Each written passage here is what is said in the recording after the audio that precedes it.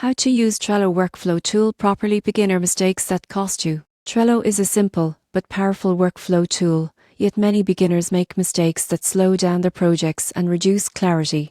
You won't believe how often small missteps cause big headaches. The first mistake is using too many lists. Beginners often create endless columns for every tiny stage, which leads to confusion. Instead, stick to 3-5 core lists, such as to do, in progress and done, and use labels, tags, or checklists to track subtasks. Another common error is vague card descriptions. Cards without clear instructions make it hard for team members to know exactly what's required.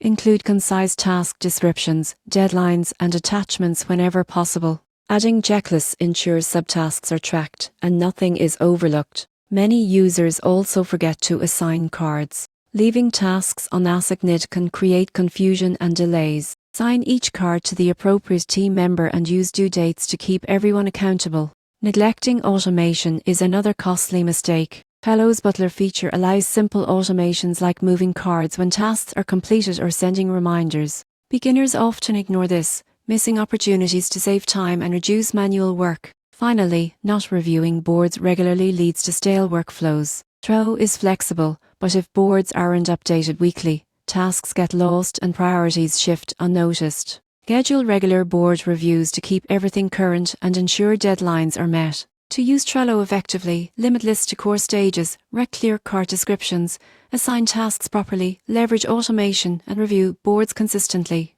Avoiding these beginner mistakes makes Trello a powerful tool for team collaboration, efficiency, and project clarity.